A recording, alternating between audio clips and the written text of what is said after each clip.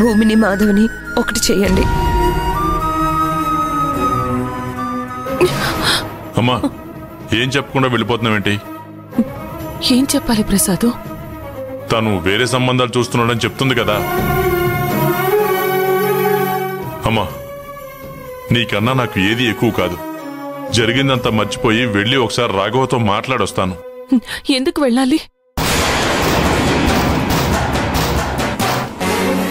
నన్నొద్దనుకుని వాళ్ళు వేరే సంబంధాలు చూస్తుంటే ఇప్పటి వరకు పడ్డ అవమానాలు చాలక మళ్ళీ వెళ్ళి అవమానాలు పడాలా?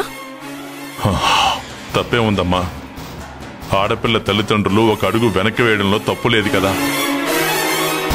మీరు చెయ్యని తప్పుకి మీరెందుకు వెనకడుగు వేయాలి? అవసరం లేదు. భూమి, నువ్వలా కోపంగా మాట్లాడుకో. పంతానికి పోతే రేపొద్దున నువ్వే బాధపడాల్సి వస్తుంది. మాధవ్కి లేని బాధ నాకెందుకమ్మా? తనకిష్టం లేకుండానే సంబంధాలు చూస్తున్నారా? చూసుకోనివ్వు, చేసుకోనివ్వు.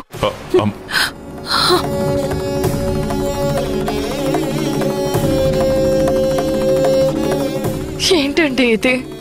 అసలు ఏం చేద్దాం అనుకుంటున్నారు? ఏం చేస్తాం జయ్యా?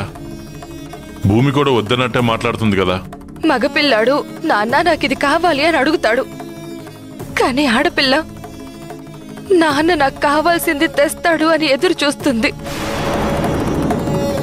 అది మీరు బాధపడకూడదని కన్నీళ్ళని కళ్ళల్లో దాచుకుని పైకలా కఠినంగా మాట్లాడుతోందండి. కన్న తండ్రిని భూమి నాతో చెప్పకుండా ఉంటుందా? అందరి ఆడపిల్లల సమస్య ఇదేనండి. అన్నీ చెప్పుకుంటాం, కానీ చెప్పాల్సింది మాత్రం చెప్పుకోం. అమ్మ బాధపడుతుందనో, నాన్న కోప్పడతాడనో మా బాధని మాలోనే దాచుకుంటాం. కన్నీళ్ళని లోపలే దాచేసుకుంటాం.